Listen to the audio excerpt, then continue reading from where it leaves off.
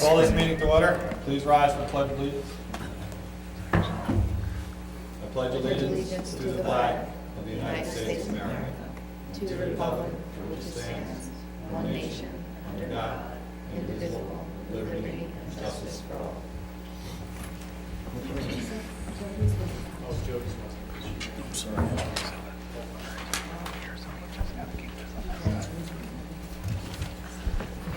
We have one item under education, under 8.5.1.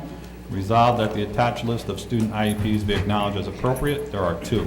So moved. Second. Any discussion? All those in favor? Willie, are you in favor? I'm sorry, I'm in favor, yes, thank you, Mr. President, I apologize. Motion carries 5-0. We have no other business. I'm going to ask for a motion to adjourn public session to reconvene into the budget workshop. So moved. Second. Any discussion? If not, all those in favor? We are adjourned, and we will now call the meeting to order for the budget workshop. Superintendent Wiles and Vince Napoli. It's all yours. Good evening, everybody. We have a PowerPoint presentation we're going to work off of that correlates back to your packet, and I'll be going back and forth between some pages. So tonight's budget workshop number 1 for the proposed 2018-19 budget. This is the initial draft. So what we're going to do this evening is compare the 2017-18 adopted budget versus the 2018-19 first draft projection. We're going to go over state aid projections based on the governor's proposal. We're going to discuss revenue expectations, anticipated expenses to date, and that's fluid, and it will be fluid until we adopt in April.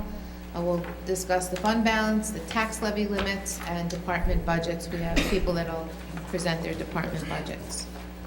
So for the proposed 2018-19 budget, this is what our situation is this year.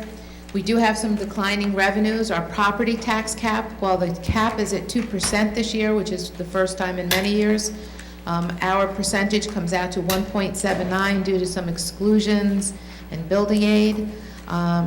If you've been following the news, there's been a lot of discussion about the federal tax and the implication on the state tax situation. Beyond that, what people will see in their own taxes and their deductions, there's a lot of discussion in Washington about the Title I allocation and the Title II. More importantly, Title II is all of our professional development money, declining more than it has. So in the past, in the best of years, we've received a little over $200,000, and we think that allocation is going down to $70,000, and that covers all of our professional development in the summer. We don't have the final allocations. We're waiting for those. We'll get more information coming to you. State aid, while we did see an increase in state aid, we're going to talk about this on the next few slides. We're lagging behind in our foundation aid formula. If you remember, a few years ago, they have restored the gap elimination adjustment, but we're owed, if they let the formulas run, we're owed millions of dollars in foundation aid, which has made it very difficult for us to keep up with other school districts that have more of an ability to tax than we do, and which leads me into the next line, the erosion of the tax base. We haven't had a lot of development here over the last few years, hence less taxables on the rolls to spread the tax burden around. Reserves, this year, we thought we would have a bigger appropriation. Looks like right now we're probably going to have about $111,000 deficit, but we're still in January and there's still unanticipated revenues we're looking for. Next year we're figuring that we might use about $1 million out of the fund balance, but this is right now. Remember, this is only the first run of the state aid proposal, the governor's proposal, which I'll get to in a minute, and that's usually low this time of year. And very often when we roll into March and April, when they're settling the budget, there's always an increase. This year is a little bit unique in that the state is facing a $4 billion deficit of its own, and they're concerned about the impact of the federal legislation with regard to taxes and the impact on the public in New York. So it's an unprecedented year in that way. So what's increasing in our budget?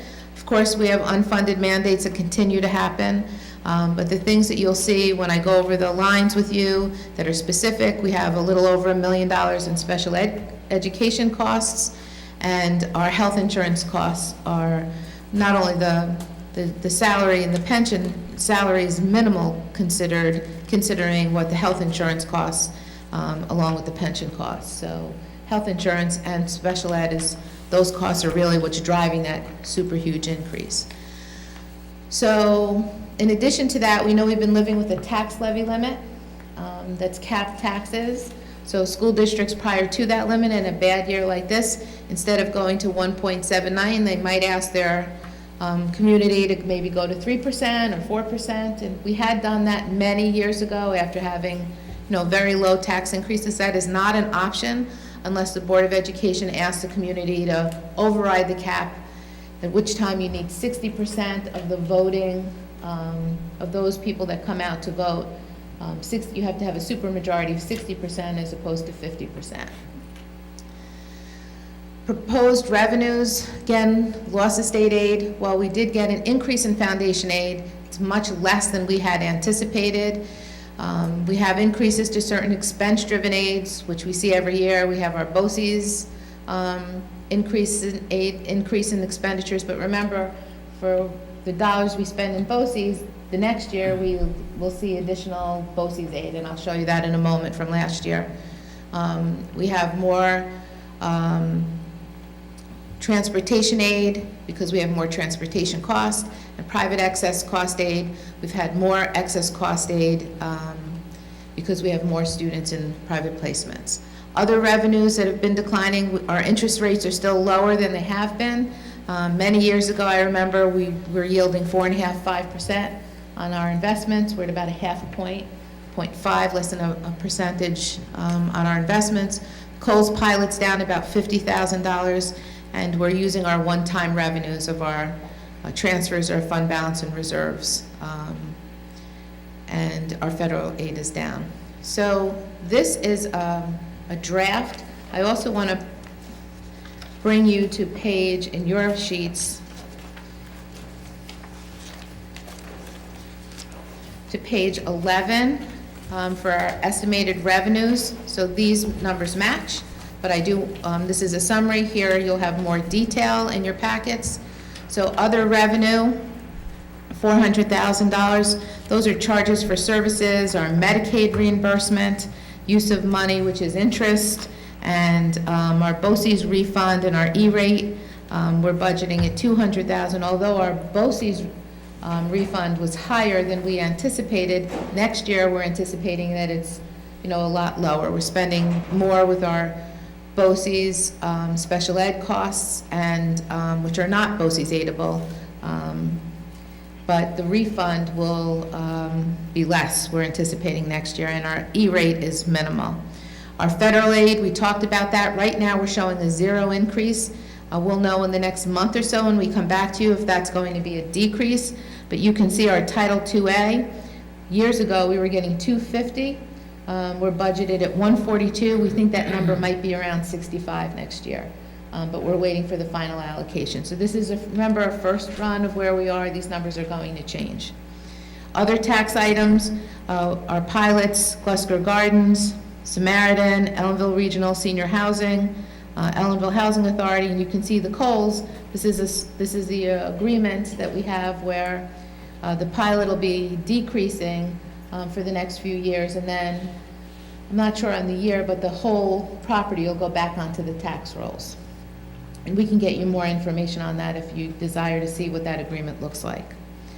So revenue other than state aid comes out to about $2,161,000. Our operating aid this year is up $797,000, and our building aid is up $315,105. So I want to caution you, when you look at the state aid runs that the governor had put out and that you've seen in the newspaper, which I'll put you to, bring you to page 13. If you look at the building aid They were projecting $1,922,000 in aid. We knew we weren't going to get $1,922,000 because we have not gone out and sold our bonds from this last construction project. So we know that number was inflated on the governor's run. So we know that for sure, after checking with state aid planning, that the numbers that we gave you, 723,808, is correct. And when I say operating aid, 20,194,535, if I take you to page 12, I know I'm all over the place, but I just want you to, when you have this information with you, you can, read it and take it in. The foundation aid, which is line number 1, is only, you should maybe change it up so that people can see this at home. The foundation aid is only up 2%, which is $293,426. So our foundation aid that we got last year was $14,684,34. We're only showing a 2% increase, $14,973,860. If they let the formulas run, that line would be increased by almost $5 million, which would give us the ability to lower taxes, add more staff, and sustain a program without these ebbs and flows that we've seen over the years.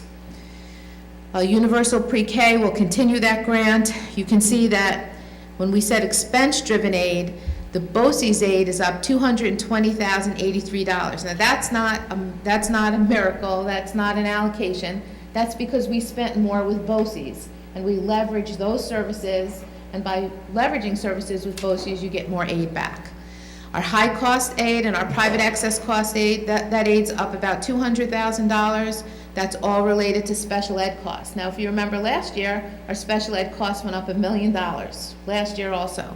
So if you look at the aid that you got from those placements projected for this year, we're only, of the million, you get 20% back. So it's not dollar for dollar for special education.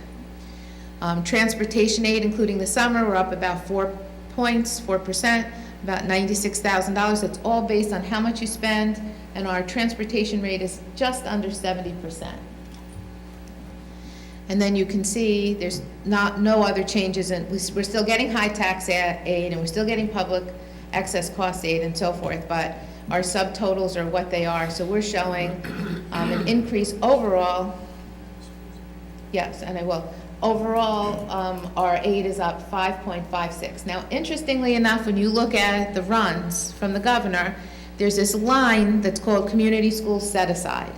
And they've allocated to our school district $204,625. We can't use that as general fund money, but we can use it and have used it this year. Vince, remind me?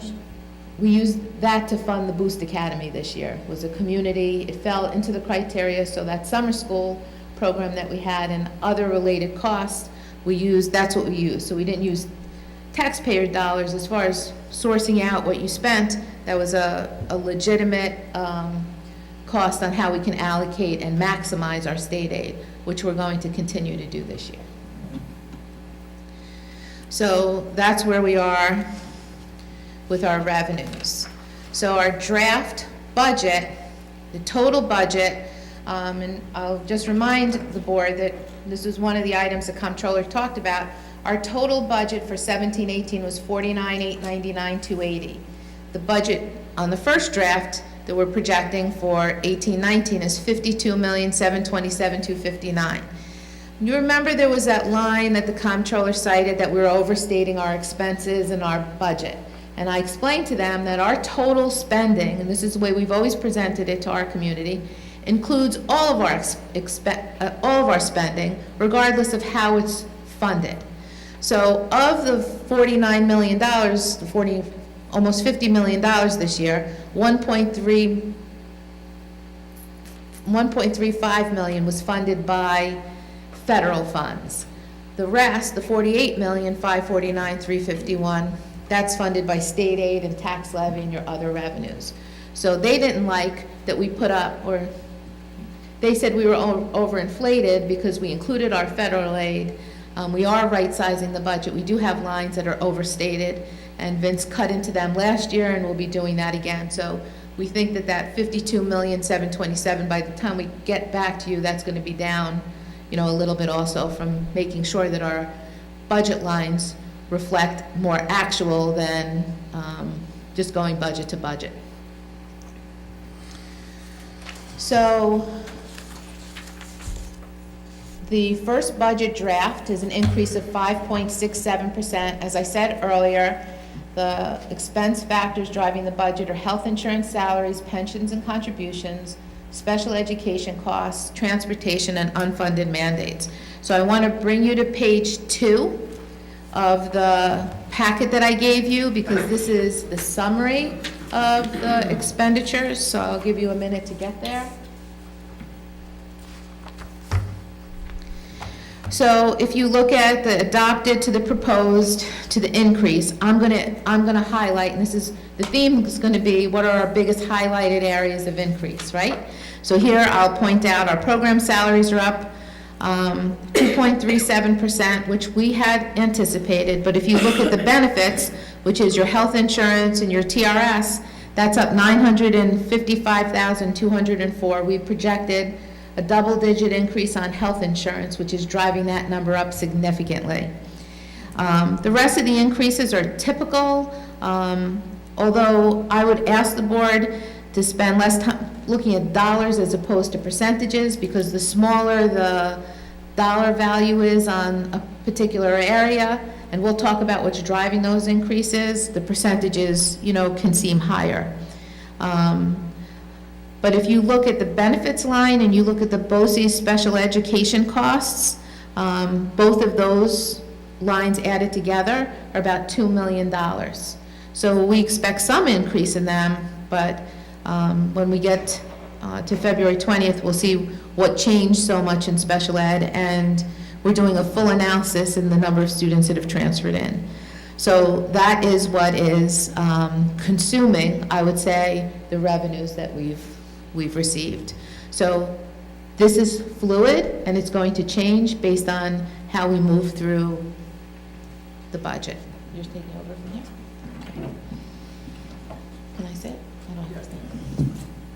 And I'm turning this over to Mr. Napoli now. Any questions before, does anyone have any questions on that portion of the budget? Well, I have a question about something you briefly went over on preschool.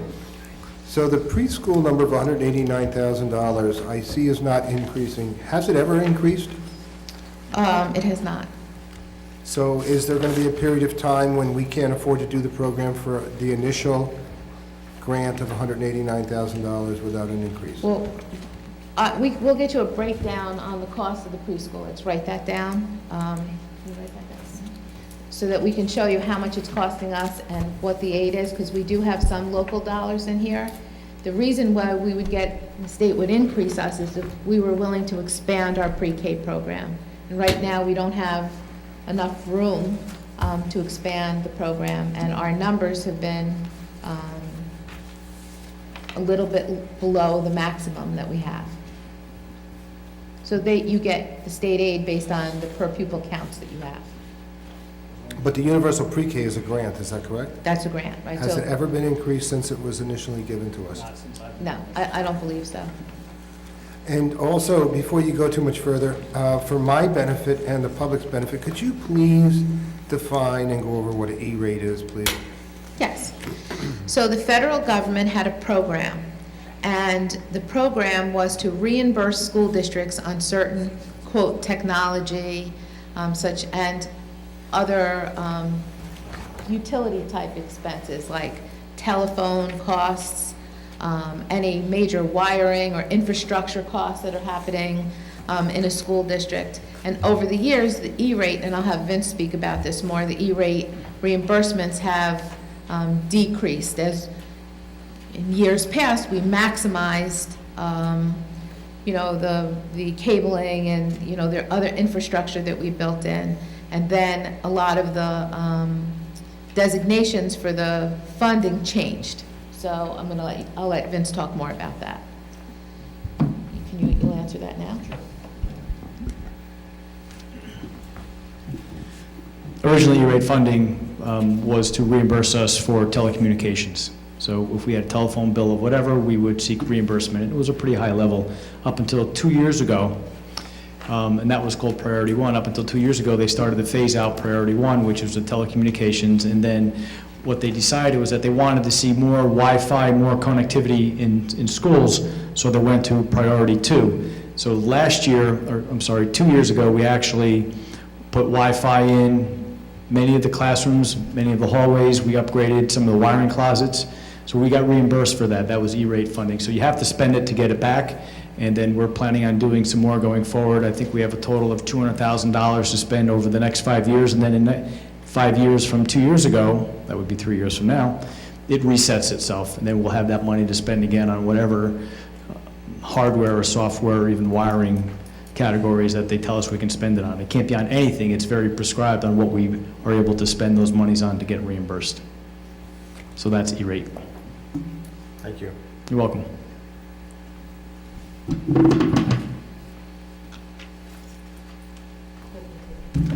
Correct, thank you.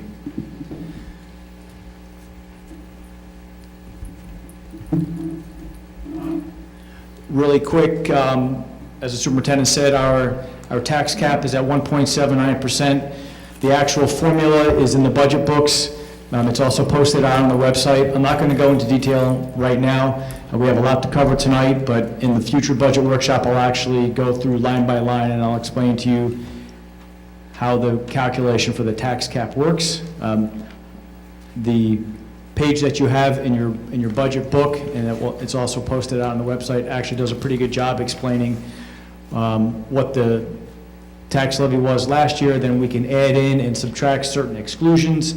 They're all listed on that, but like I said, I'm not going to dive into that tonight. I just want to let the board know what the tax levy looks like right now. I don't expect it to change that much going forward, although it may, but I don't see that happening. So what we're going to do is tonight we're going to present a handful of departmental budgets. Out on the website, there are forms and also over here for the public to give us feedback on the budget workshops. We would hope that people, if they have any questions, they can either call me, email me, or fill out the form and send it in. We look at each individual. I go through with the principals and the department heads. We try to minimize our expenses. We try to reduce any of those expenses. And we also hope that we can get an increase in foundation aid. And since I've been doing this job, usually when the legislators come out with their budget for us, it's more. Sometimes it's considerably more, sometimes it's a little bit more than what the governor's runs look like, but we always hope to see an increase in state aid. And just in recap, we have tonight's workshop. February 20th is our next workshop. We have reserved on the board's calendar March 6th for a third workshop if we need it. If we run over tonight, if we have a snow day, something happens, we'll shoot for March 6th. On the calendar, we're going to adopt the budget on April 18th. That's when the board adopts the budget. And then the budget goes out to public for vote on May 15th. That happens here in the media center. We will be hearing that between now and May 15th. We'll talk about it at regular board meetings. We'll talk about it at budget workshops.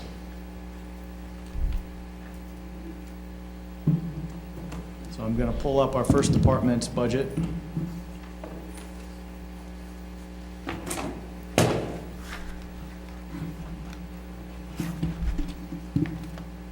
Mr. Ponte, do you know if Mr. L is watching? Can you ask him to come on up? Thank you.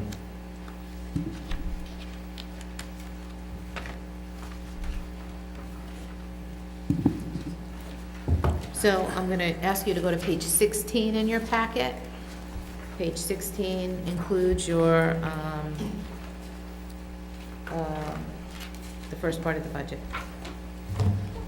So the first two departments are our computer budget. That's Mr. Ponte. He's our Director of Technology. Then Mr. Lukaseski, who runs the TV radio station, as well as our AV coordinator. They're going to present their respective budgets. I do have in the summary, there is a summary page in the packet that you got over the weekend that kind of highlights some of the major expenditures. You will see in the computer line item that there is a sizable increase in computer purchases, and that is the rollout of the Chromebooks. We've been planning on doing that. We did that this year. We plan on doing it next year to roll it out in all grade levels. So that's why you see a pretty sizable increase in there. It's close to $200,000 to support the Chromebook rollout. And we also have included a projected increase in staffing to be able to support all of the Chromebooks that we have now. I mean, we have a lot of them, and I'm not going to take the thunder away from Mr. Aponte, but we're trying to roll out one-to-one now, so it's impossible to continue. So continue with what we have and be able to support it. Great. So the plan for this workshop and the next workshop is to touch on the items that only have a substantial increase or decrease, because remember, we're only doing 2 workshops. So Mr. Aponte is going to touch on those lines where there's a big increase. He's going to give you an overview, although we just kind of stole some of his presentation when we were Sorry. talking about the You Chromebooks. did the whole thing. Thanks for coming, Mr. Done, Aponte. okay. But he's going to hit on a couple of the other line items. He's going to explain to you why there's an increase, and then Mr. L will do the same thing. Thank you, Mr. Aponte.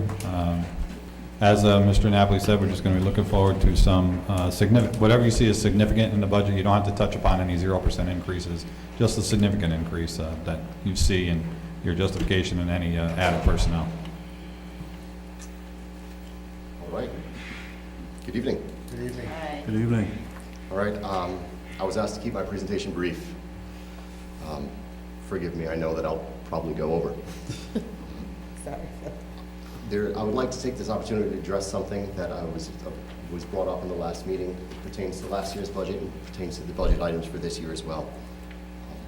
Currently, we are in a slight shortage of the devices that we have deployed in the district for the rollout for this year.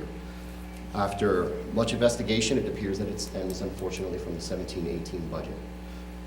In the 17-18 budget that was presented and approved, we were planning on deploying devices out to the 9th grade, 4th grade, and 3rd grade classes. Unfortunately, the devices that we have allocated for that were only 250. This year, thanks to clever budgeting and assistance by Mr. Napoli, and utilizing the New York State the OGS umbrella contract, we were able to reduce the cost of the devices from what was presented, and we were able to purchase 475 devices. Unfortunately, despite nearly doubling the budgeted devices, we still have fallen short by about a dozen to 20 devices, which I'm currently trying to find other funding to be able to see if we can get those purchased as well. The 530 devices that I'm presenting to you this evening is a more true representation of what needs to be purchased on a yearly basis to sustain our Chromebook initiative throughout the district.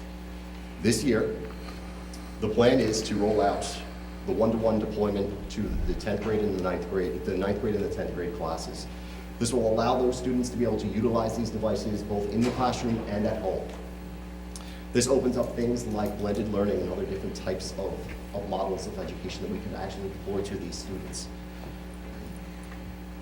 The numbers that we're looking at for this year are 126 desktops, 2 laptops, 130 classroom Chromebooks for the 2nd grade, touchscreen Chromebooks. We're talking to do all of the second half of the kindergarten because we're rolling out the first half this year, and all of the 1st grade class as well. The one-to-one Chromebook initiative is going to be 275 devices. Again, that's going to be for the 9th grade classes. Those devices are going to come with 3-year accidental damage warranty, which will allow those devices, if they were to be broken accidentally, to be returned back to the manufacturer and replaced with no questions asked, up to the original purchase price or the MSRP of that actual device as well. Inclusive of these numbers, we're also including enough devices to be able to roll out to all of the teachers who are getting devices or carts for this year. It's also inclusive of a 10% overage. This will allow us to be able to utilize those devices in case there were defective devices in carts from previous years, fluctuations in enrollment, so allow us to be able to utilize those devices to be able to put back into carts as the numbers are constantly changing.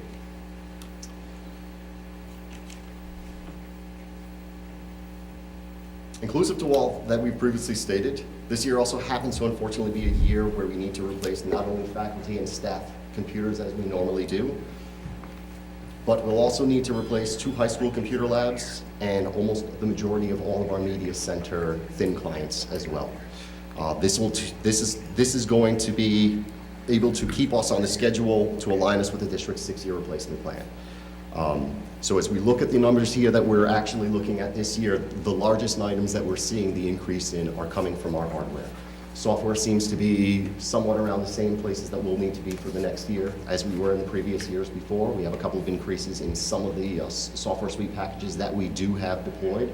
But we're also able to cut certain things like our cost for antivirus software, because as we move away from Windows-based computers into Linux-based computers, which are what Chromebooks are based off of, there's no need for purchasing and putting antivirus software on these devices. So with that, we'll take back some of the licensing that we've purchased in previous years, and we can then reallocate those funds towards other needs. Thank you, Mr. Ponte. Any questions from the board? Yes, Mr. President, I have a couple questions for Mr. Ponte. Mr. Ponte, thank you very much for your presentation. Informative and concise. We appreciate it. I do have a couple questions regarding the quantities. So you gave us a lot of info. How many total devices are you purchasing? This year, we are looking to purchase a total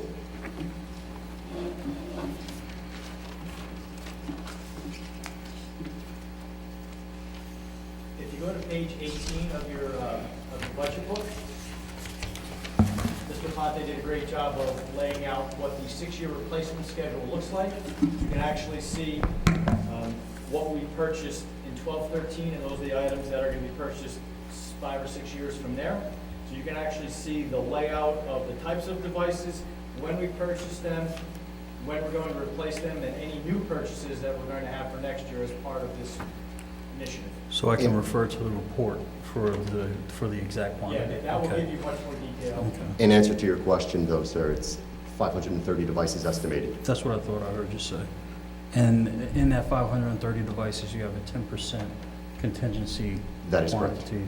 That is to- correct. Inclusive of this, since we are starting this rollout at the high school with the one-to-one devices, because those devices require that 3-year accidental damage warranty, we're going to be able to repurpose the 165 devices that we purchased for the 9th grade class this year.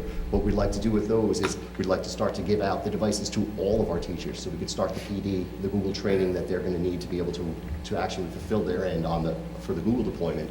And also we'll take the remainder of those devices and we'll be able to rebalance all of the carts that we have in district that currently have defective devices that have been broken, devices that are slowly beginning to need to become replaced, or devices that need to be, or carts that need to be upgraded in the sense of as the actual enrollment numbers change for those classes. Okay, so we're not knowing exactly what the net change in devices will be, because some will be pulled out of commission, we're buying new ones.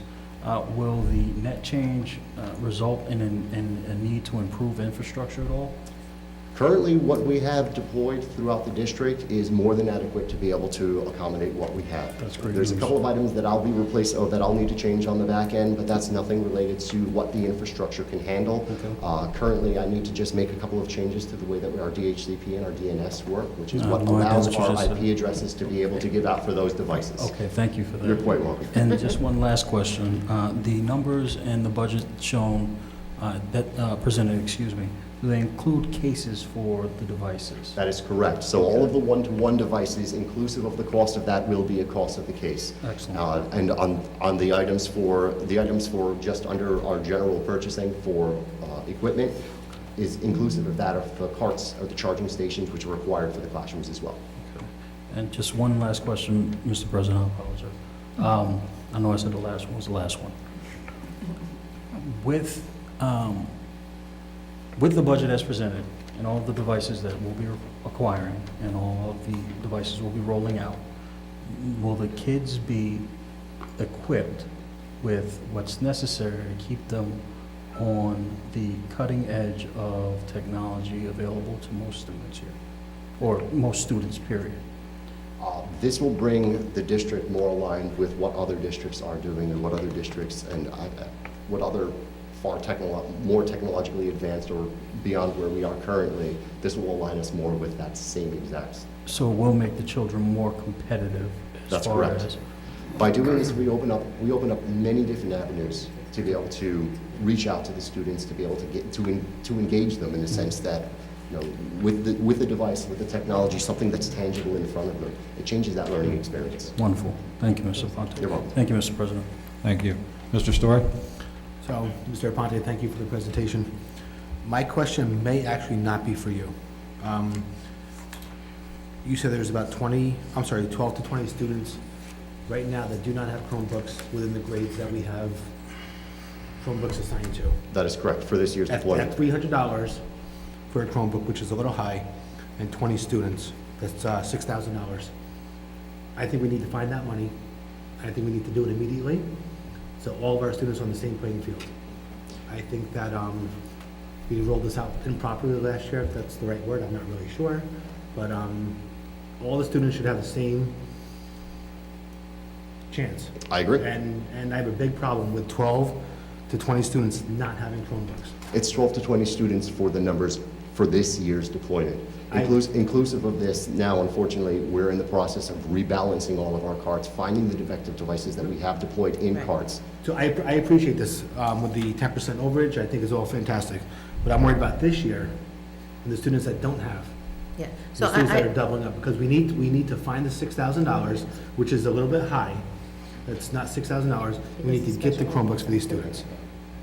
Well, So Chrome- I just want to make a comment. So as we researched exactly what the allocation was, it was put together last year by Mr. Ponte's predecessor. We noticed that there were some special education classrooms that were not included in the Chromebook rollout, hence the shortage in some of them. So we've been working really hard to make sure everybody gets one, and I have told Vince and Moses that we'll find the money to do it.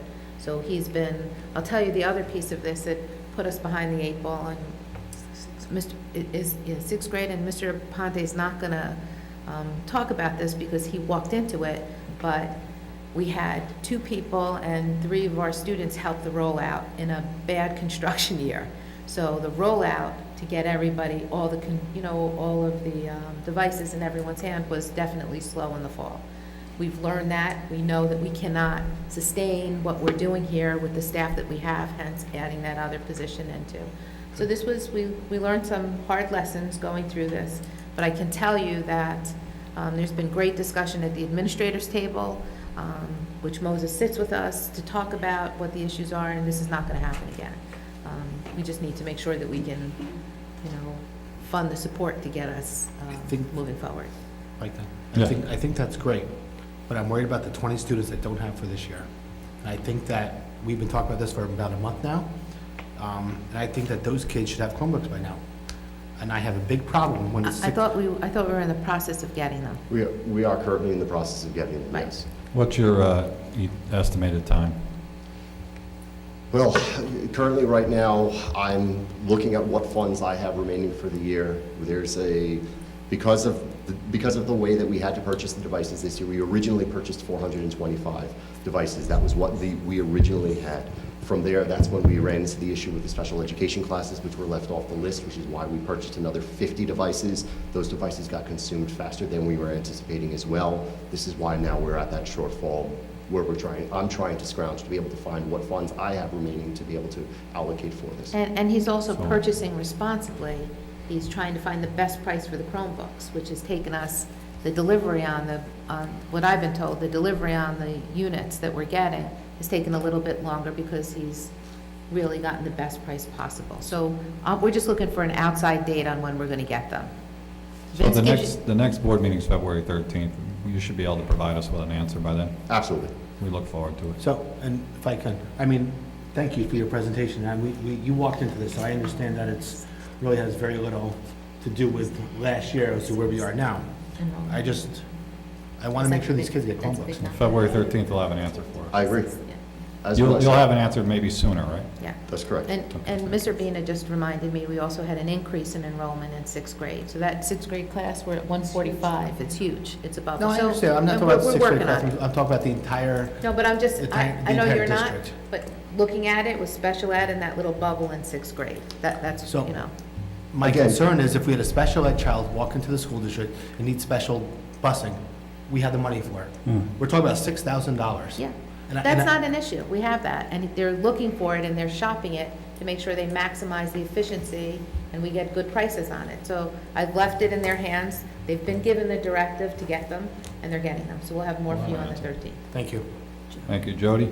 I just have one question. So once we get the extra around 20, every special ed student, every student in the rollout phases that we've already rolled out will have a Chromebook then? That's currently what I'm going through right now. I'm finalizing all the numbers as we're rebalancing the carts. We're Okay. going through inventory numbers, looking at what we have deployed in carts. We're asking the teachers to help us out by telling us what devices are defective in those carts, so that this way we can actually have more of a concrete number as to where we are standing currently.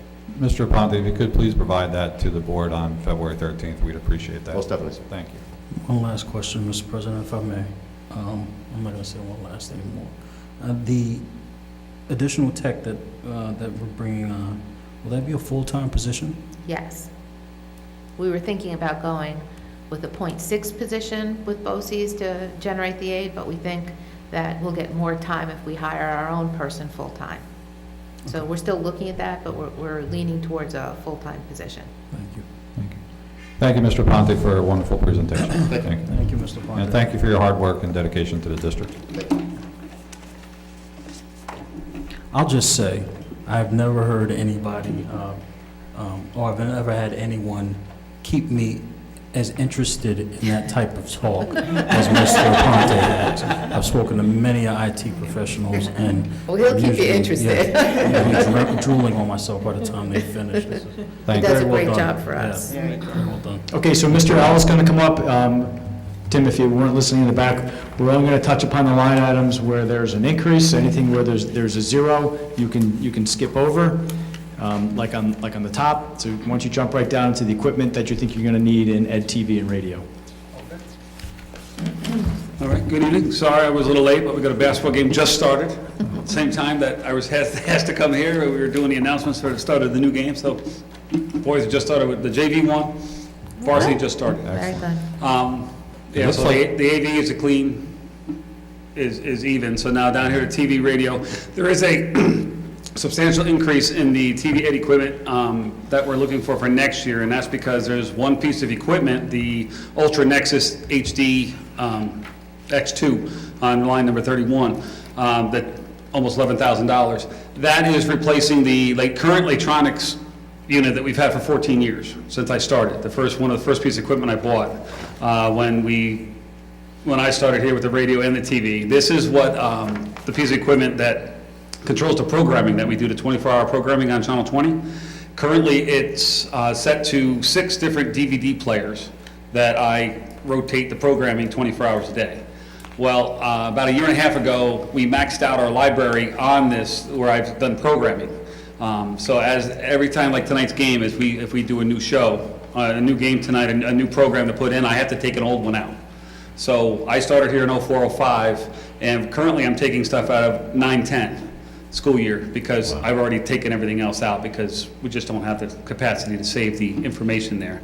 This new system's gonna allow us to save all the files. Instead of burning DVDs of each event, we can save it on the server, and then I'll be able to do 24-hour programming of 24 different events if they're each an hour long, because we'll be able to program it through our library of digital media instead of DVD players that right now, the DVD players are maxed out. We can't buy them anymore because all the new players have power safety modes.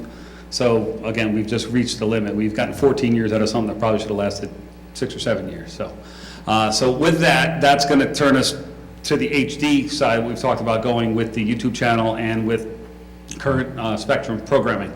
So the other equipment is what's needed to take our current equipment that we have that we can still use, like some converters and things like that, that we can try to still use some of our old equipment to make it work with this new Nexus, with this new piece of equipment that we need to continue our programming on Channel 20.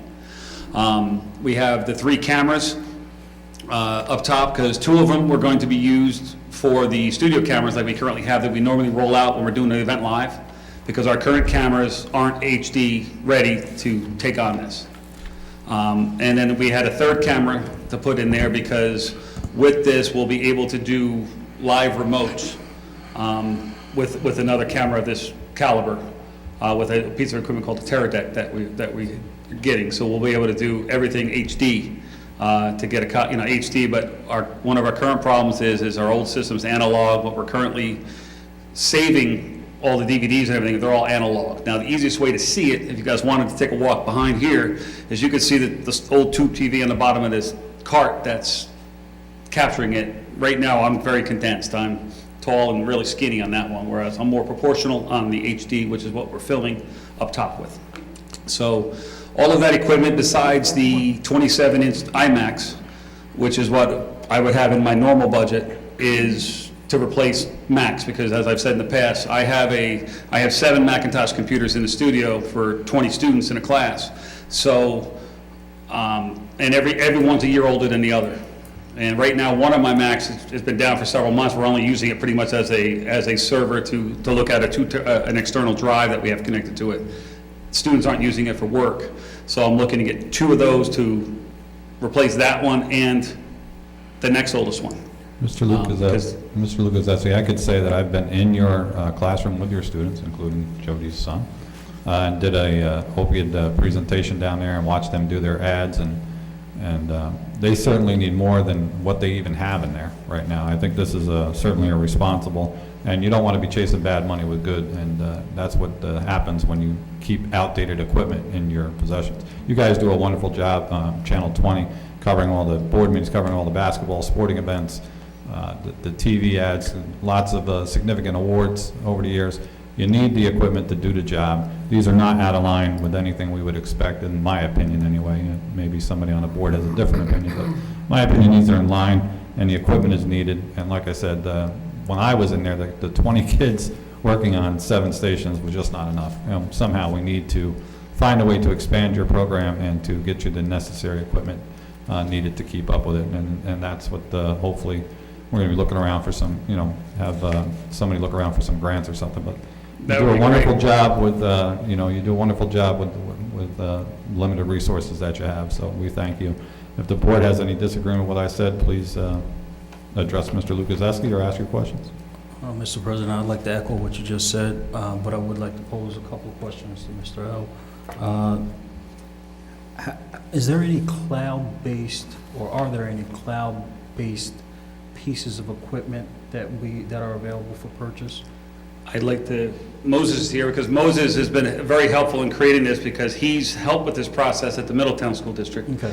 Where he came from, and he's the one who's been able to help me tremendously. So along with what you were telling him thank you for, Sure. I want to tell him thank you, because he's really been a great asset to our district. Okay. And he might be able to tell you more about a cloud-based Okay. system than I can. And the reason I'm asking, Mr. Ponte, before you get going, the reason I'm asking is, I'd like to know if it's, would be a prudent move for the district to purchase that type of equipment as opposed to what may be specified, if cloud-based equipment is not specified. Well, for what the district does currently, our biggest limiting factor that we're going to have, which limits us to the types of devices that we could actually be able to utilize with this, is the fact that we're actually doing scheduled content and it's going out on television.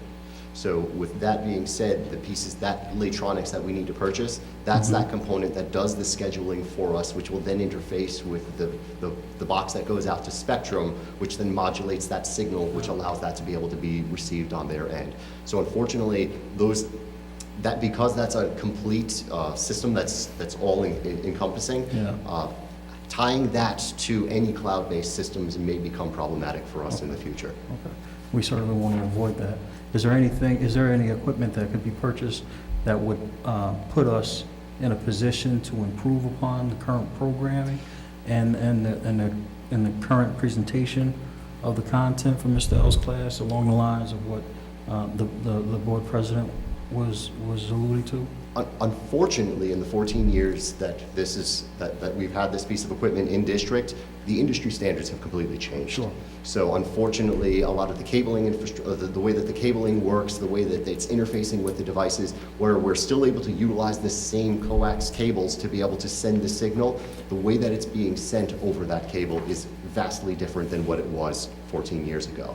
So that's where we have a couple of the converters that we'll be able to utilize with the cameras to be able to give us, just to tie us over until eventually we can get ourselves completely switched over to the HD SDI interface, which is what all of this current equipment for most broadcast standards has moved to. So there are infrastructure changes that need to be implemented That is correct. that we have yet to implement. That is correct. And how are we addressing those? Is there any way to start to address those in this budget? And These- are we? These are the items to address those. Okay. It's the actual endpoint hardware that we need to change first. Okay, The thank you. cabling, the coax cable does not need to change. Okay. The fiber patches do not need to change. Okay. It's just these endpoint devices which are actually encoding and decoding the signals. Thank you, Mr. You're Ponte. quite welcome. Thank you, Mr. President. Thank you, Mr. Ponte, and Mr. Lukaszewski, thank you very much for your presentation. Thank you, sir. All right, back to the game. Thank you. Thank you.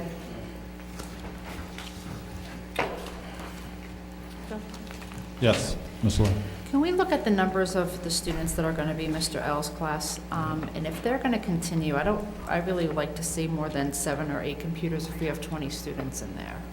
I think we're not utilizing that studio, and it's not fair to our students. So we've been talking about, There's a space limitation in that room yeah. also.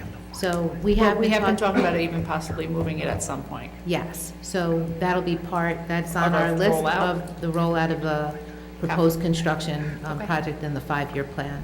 So we have the space, it's just gonna cost us, it's not just the computers, it's the infrastructure of all of that. So we'll be rolling that out as part of the 5-year plan with the architects. How many computers can this room hold? Can it do 10? He left? It's about at capacity. It is at its, okay. It's a shame. And just for clarity's sake, how many units are in there? 7? So, Seven workstations, yes. And it's at capacity? Seven workstations, 2 teacher computers, and then the server which they're using for storage currently. Okay. thank you. Vince? Thank you very much. So we're going to jump right into the capital component. Some people call it O&M, some people call it buildings and grounds, whichever you prefer. So Page 19. page 19 in your budget books. So I'm happy to report, and I'm a little conservative for 18-19 because I don't know the full impact, but you'll be happy to see on line 8, I took out about $900 a month for electric costs due to the LED lights. I'm thinking and I'm hoping it's going to be more, so the following year, based on actual expenditures and through our electric, I'll be able to right-size that even more, but I'm a little hesitant to lop off a lot because I don't really know what it's going to look like. Okay, you'll see on line 25, portable toilets. We had some postseason play this year, and then the coaches are starting.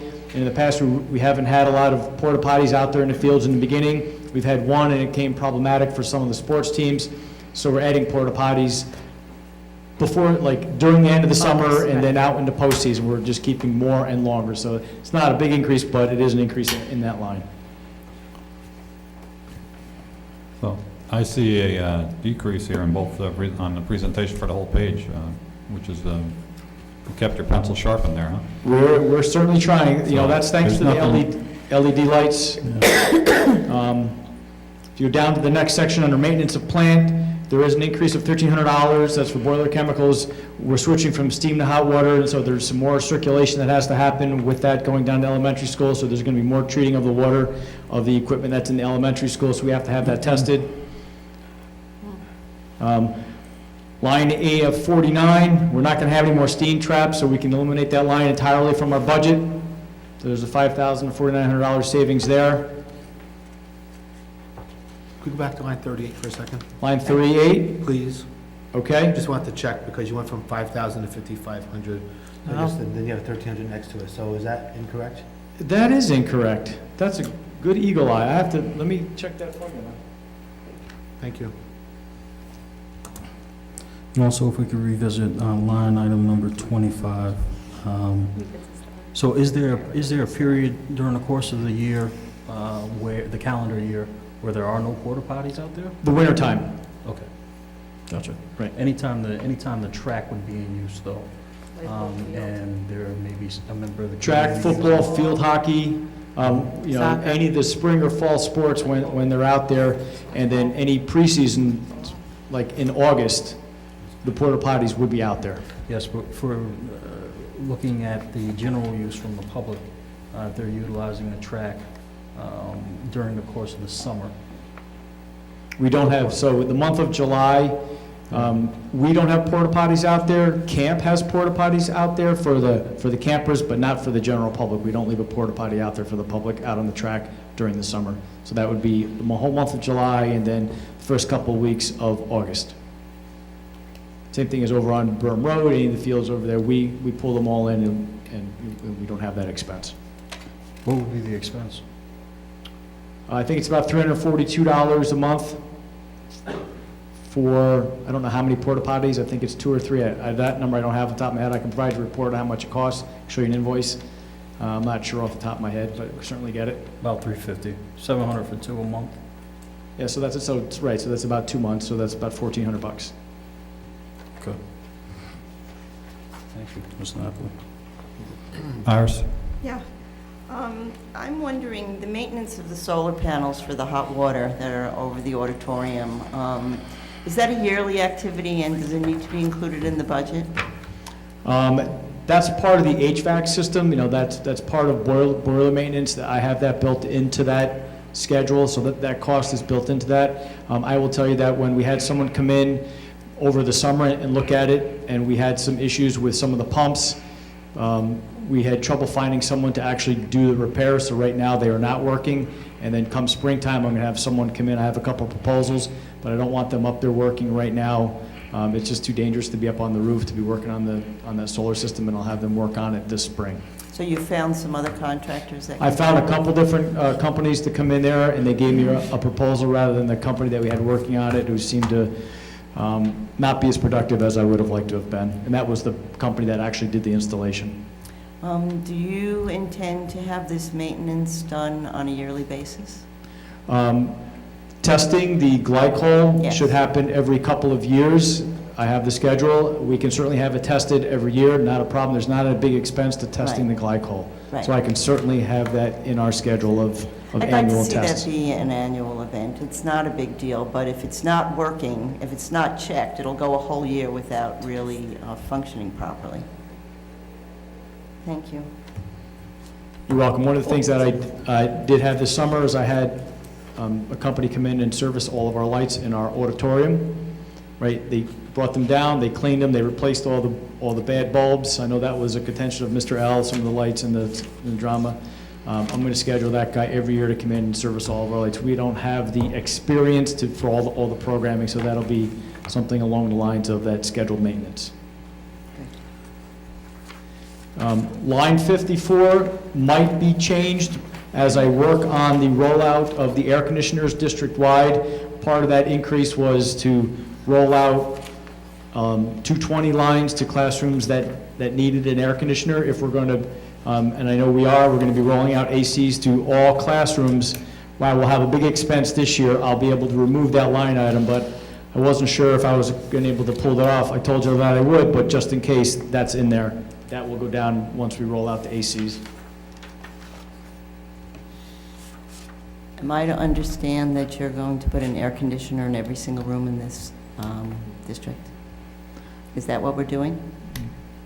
That was the temporary plan until we can get a full-blown plan for actually doing some type of a commercial system in all the classrooms. I think that was a directive at the last meeting to us. Correct. Excuse me? It seemed to me that was it was a directive at the last meeting to us, so we're pricing it. Missed it. And the cost for that?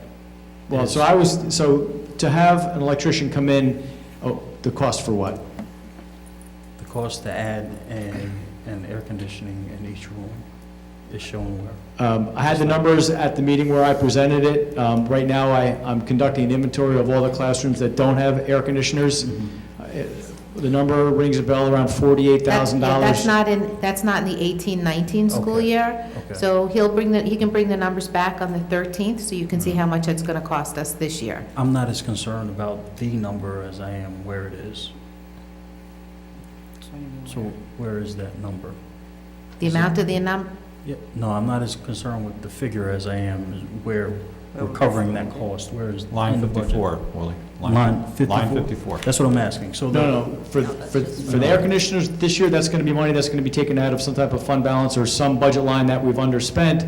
Okay. So I have to go find the money, just like the $6,000 for the additional Chromebooks. I have to go locate the money where I think we're gonna have a surplus. Okay.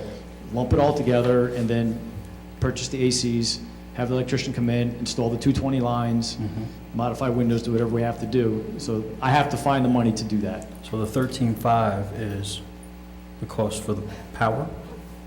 13.5 is for whatever work we have to do in the building. If you remember this Okay. past summer, we lost one of the towers out in the parking lot. We had to dig up the parking lot, we had to run a new line, we had to do all that. So that's part of that expense, maybe outlets Okay. that blow, lights that break, things like that is covered out of that So line. this is for general electrical General supply? electrical maintenance, correct. Repairs and maintenance, okay. That is correct. The cost to the electrical upgrade for the air conditioners is not in this budget? That is correct. That number I don't have, and that's what I'm working on. Okay, thank you, Vince.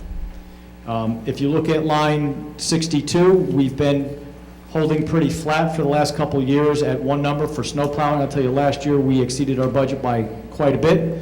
So I'm anticipating, so far this year, we're just shy of what we budgeted. So I'm bumping it up next year. If we have a light year like we did a couple of years ago, we'll have a budget surplus in that line, but I hate to have a deficit and have to find the money from somewhere else. So that's why that snow plowing line item is increased. Line 66, we found that this year and towards the end of last year, we're having a lot more visitors come into our buildings. So that $2,000 alone is the cost for the badges that security prints when a visitor comes into our building.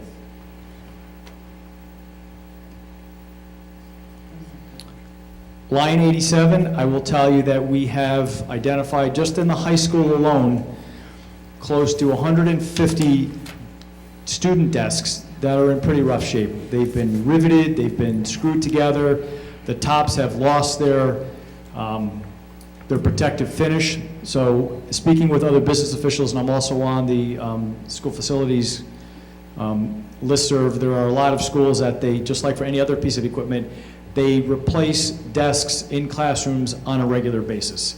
So that is the replacement of a handful of desks in a handful of classrooms, and we'll try to stay on schedule going forward, just like we have a 6-year replacement schedule for our computers. Desks should last a lot longer, but we have desks there that are probably left over from when Mr. Story went to school here. I'm sure his name, no, I'm only kidding, is carved in a little. So that's the plan, to start replacing them on an annual basis. Not all of them, we have thousands of desks here, but as many as we can. So that's what that line item is for. We have some offices that are in dire need of carpeting. We did the library over the summer. It looks spectacular.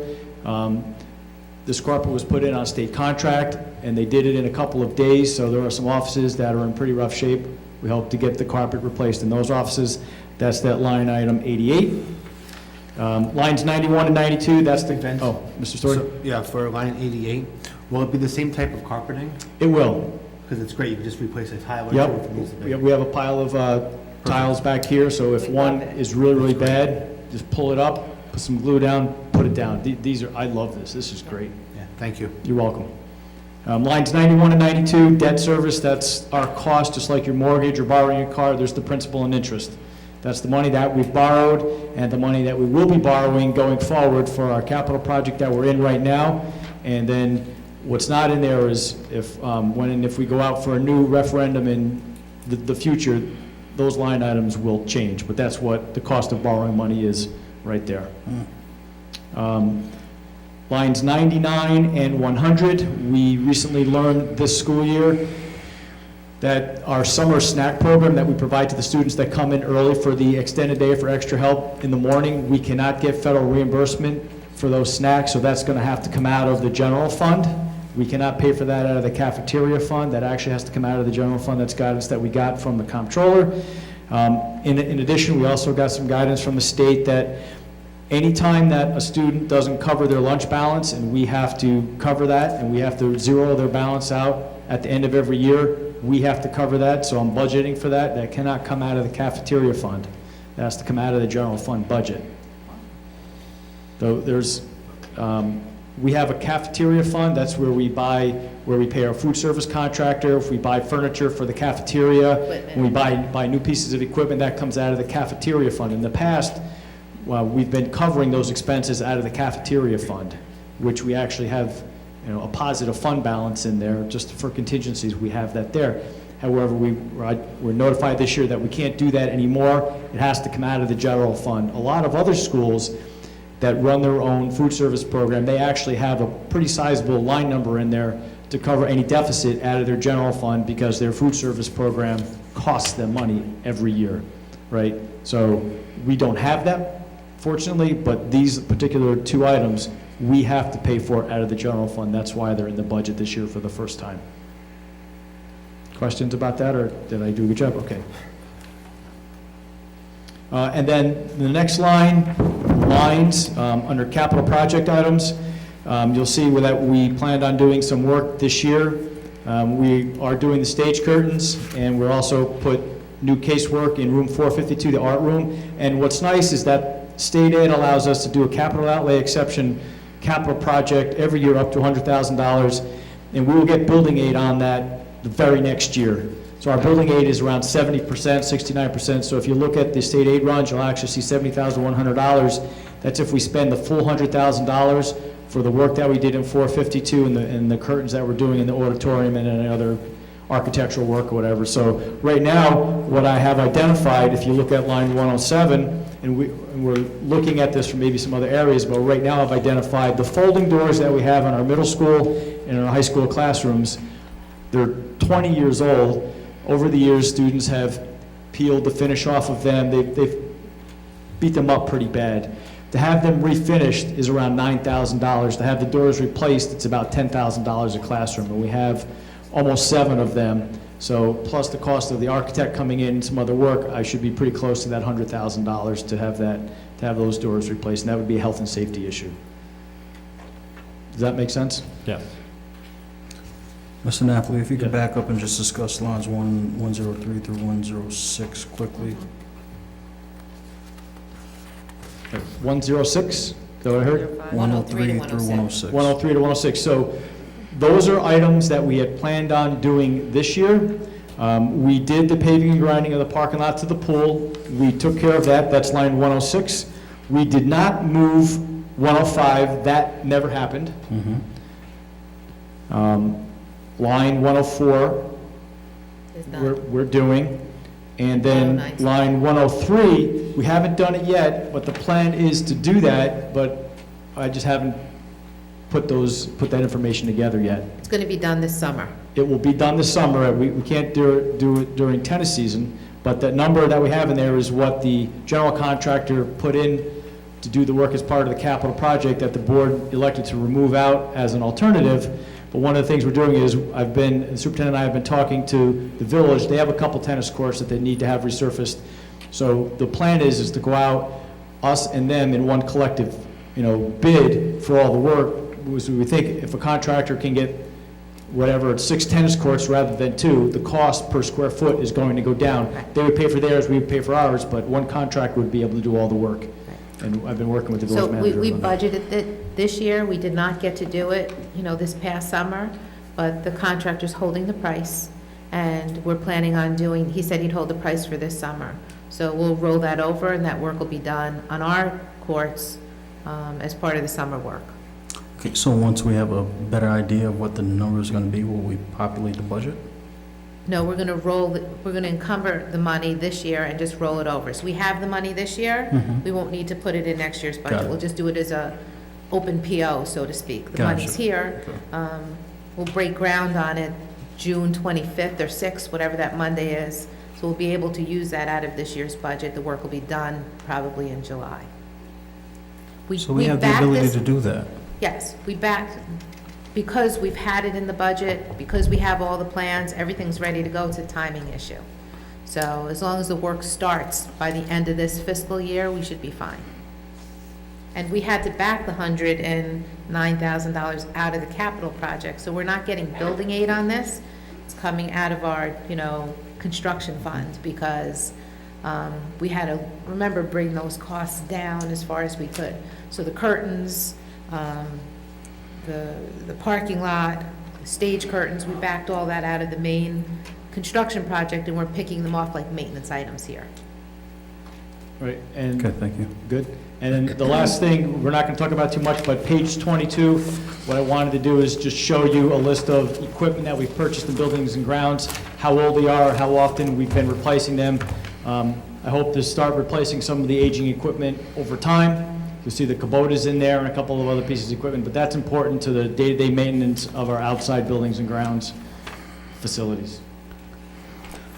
Mr. Napoli, are we retaining the equipment that we're looking to, it's not really replace, right? Are we adding to, or are Well- we taking vehicles out of service? Depends. So the plow truck that we replaced, the plan was to have Ulster Boces, the students, fix the plow truck, but as it sat, it had other issues, so I haven't had a chance to even get it to Ulster Boces.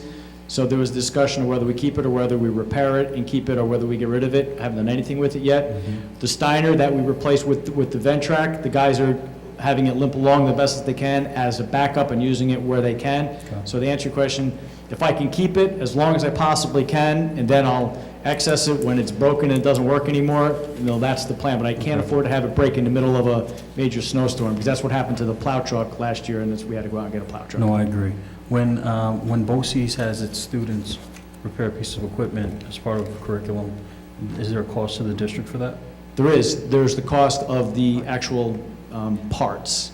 I don't know, because they're already in the program, but it takes a real long time. Sure. The plow truck needed a new tranny, it needed an exhaust manifold, it needed brakes, it needed a lot of work. It wasn't like they can go in there and do an oil change and then out the door in a week. Okay. The students were only there a couple days a week, so to replace a tranny and the exhaust manifold, trannies are pretty easy, they could probably do it in 3 weeks. Exhaust manifold, that's a pretty big job. Okay. So that's why I'm a little hesitant to bring it out there.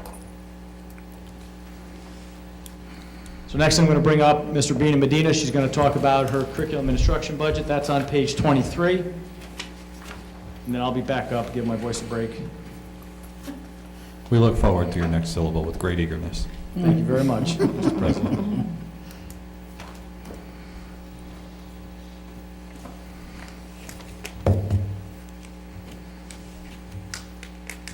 Good evening, Mrs. Urbina.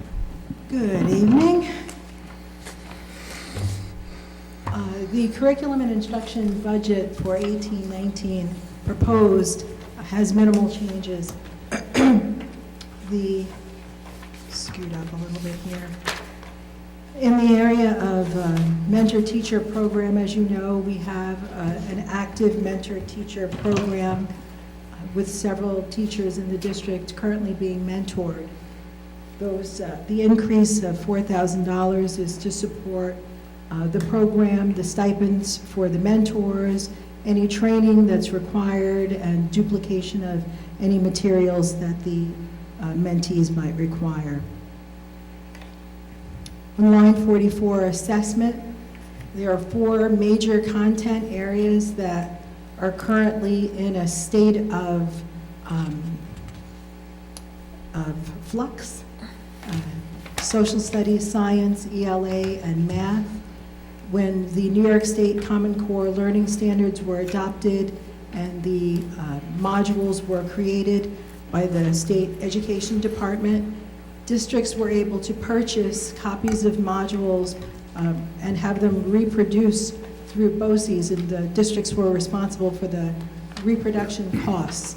All of those modules were provided to the teachers in the classroom for their use, along with copies of the modules available in the libraries in the middle school and elementary school. And those costs were rather substantive.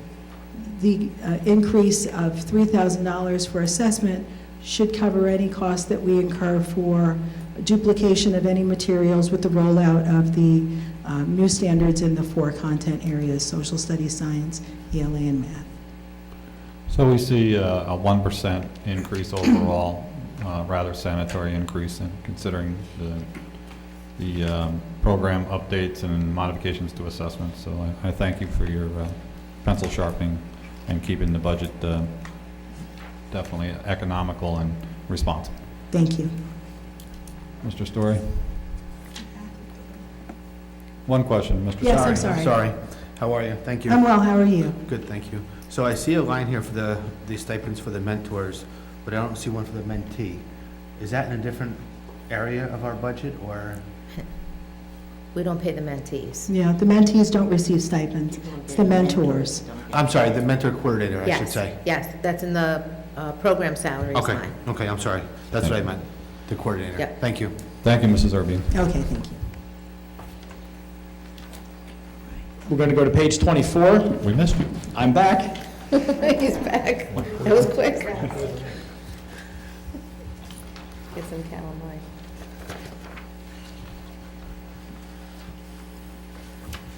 These are the administrative budgets, so when you think administrative, you think of the offices, the superintendent's office, the Board of Education, high school office, the middle school office, special education office. These are the actual administrative costs associated with these departments. So if you look at under the Board of Education, lines 4, 6, and 7, they all show an increase. This year, I've seen many more board members attending many more workshops, and so there's a cost associated with that. I'll move you down to line 34. Under curriculum instruction, we have many more curriculum meetings throughout the school year.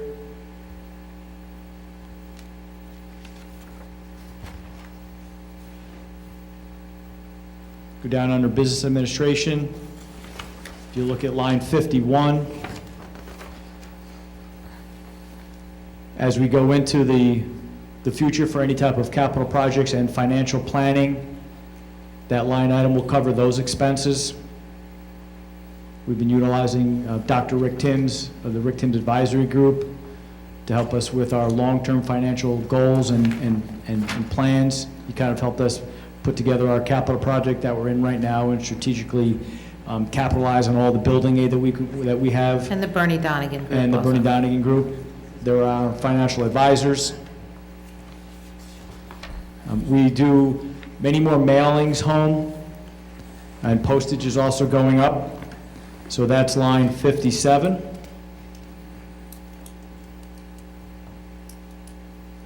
Line 73 is under our legal expenses. Anticipating an increase there next year. Mr. Napoli, what does that line item consist of? Which one, Mr. Bruce? 73. 73. Those are for our attorneys for any type of negotiations that we do and any other type of legal work that we have them conduct. I'm sorry? That reflects, if you look at our trending over the last, we gave you a legal report. If you look at the trending over the last 10 years, that right sizes the amount that should be there instead of trying to find it in other lines. We can show you those legal expenses. That could go down based on, you know, what we need to go to the attorneys for and what we don't need to go to the attorneys for. So we'll give you a report. Vince, you know that legal report? Yeah, we Let's certainly- include that in there so you can see what the trending's been. Can we talk Because about- that number reflects the trending of what we're actually spending. In addition to the retainer?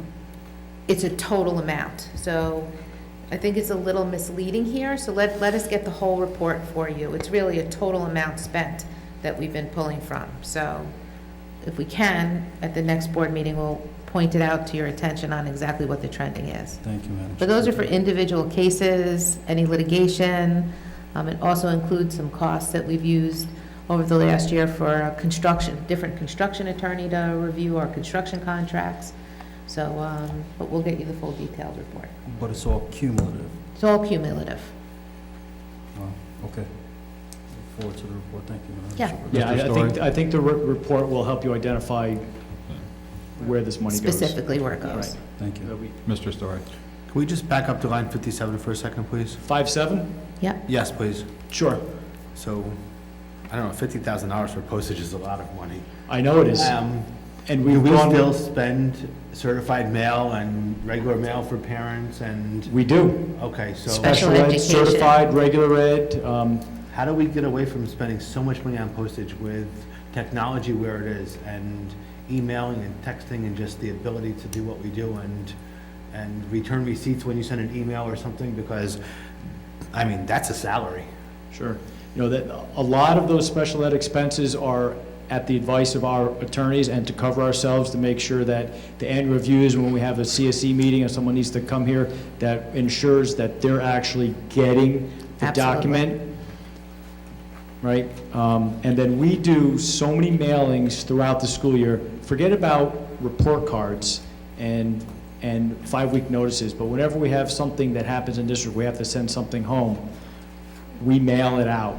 And you'll I also mean, we go, also text, we also put it on the website. Sure. But we also send letters home for parents. we utilize the technology.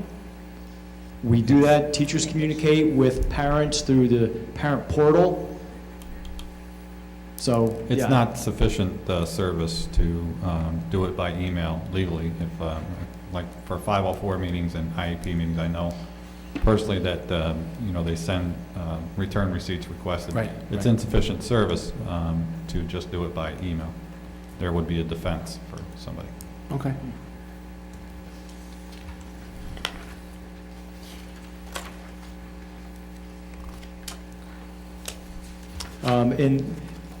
On lines, I'll take you to line 92, line 101, in each of the buildings. There's been a contractual expense that has not been utilized in each of the 3 buildings by our building administrators. They've been taking advantage of that contractually.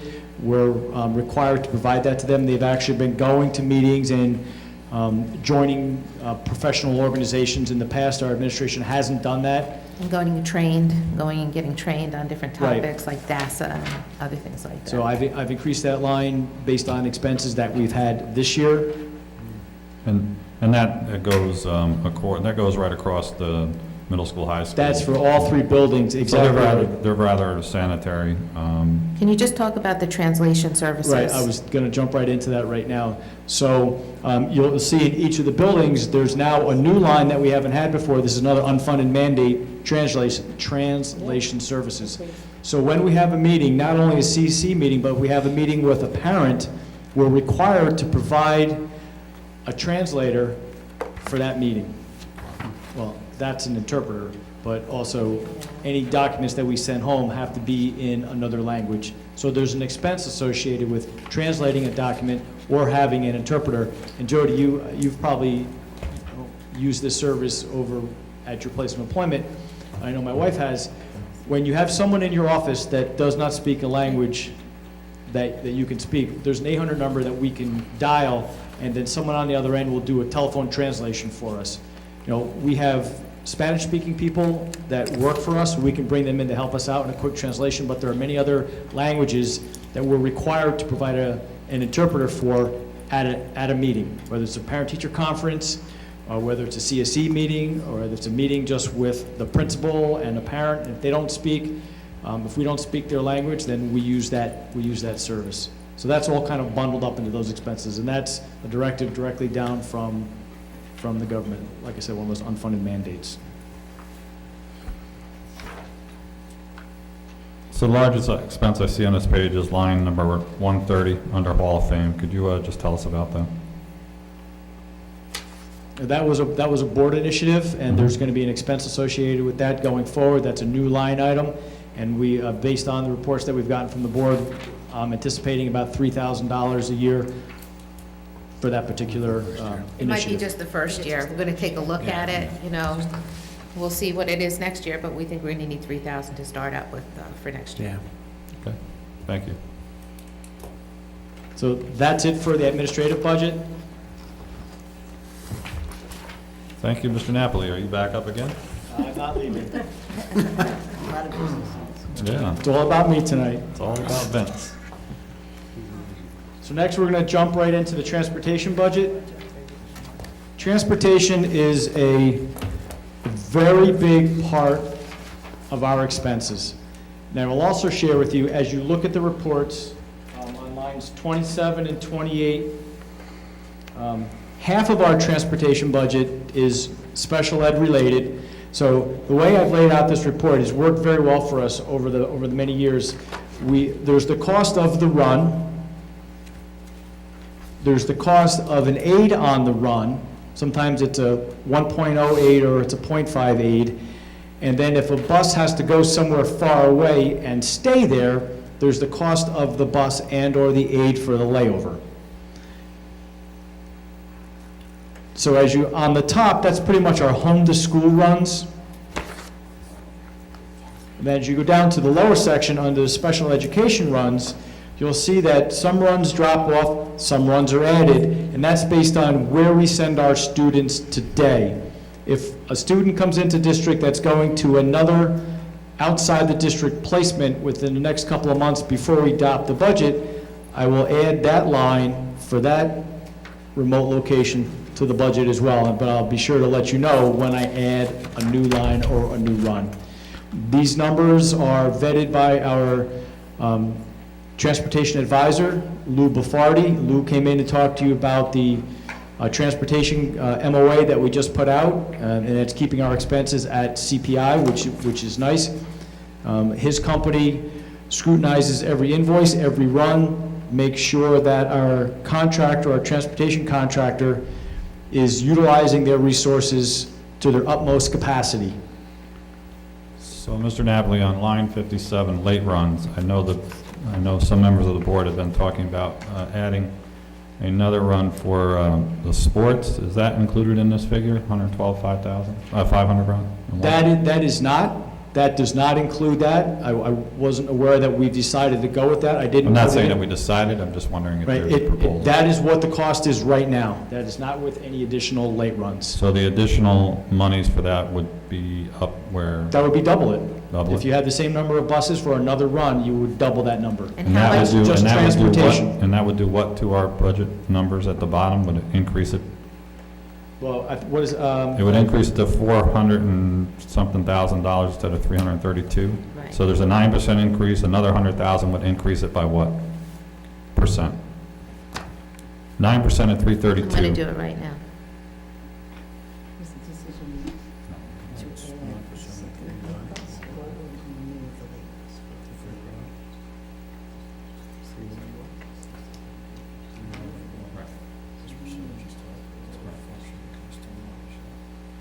That's another 5%. It's a big number. It's a big number.